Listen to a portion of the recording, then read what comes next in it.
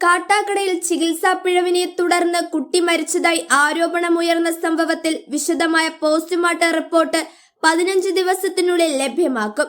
മരണപ്പെട്ട കുട്ടിക്ക് കടുത്ത ന്യൂമോണിയ ആയിരുന്നുവെന്ന പരിശോധന ഫലമാണ് നിലവിൽ പുറത്തു വന്നിരിക്കുന്നത്.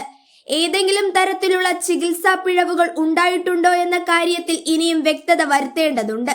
അടുത്ത ന്യൂമോണിയ ബാധ ഉണ്ടായിരുന്നതിനാലാണ് കുട്ടിയുടെ കണ്ണിന് വീക്കമുണ്ടായിരുന്നത്. സംഭവത്തിൽ ആര്യനാട് പോലീസ് കേസ് രജിസ്റ്റർ ചെയ്ത് അന്വേഷണം നടക്കുന്നുണ്ട്. സംഭവത്തിൽ തങ്ങളുടെ ഭാഗത്ത് പിഴവില്ലെന്ന് ചൂണ്ടിക്കാട്ടി ആരോപണ വിധേയരായ മമൽ ആശുപത്രി അധികൃതർ പത്രക്കുറിപ്പ് ഇറക്കിയിരുന്നു. BJP, DYFI, SDPI അടക്കമുള്ള സംഘടനകൾ കഴിഞ്ഞ ദിവസം പ്രതിഷേധവുമായി ആശുപത്രിക്ക് മുന്നിൽ എത്തിയിരുന്നു. വിശദമായ പോസ്റ്റ്മോർട്ടം റിപ്പോർട്ട് പുറത്തു വന്നാൽ മാത്രമേ കുട്ടിയുടെ മരണത്തെ സംബന്ധിച്ച് വ്യക്തത വരികയുള്ളൂ.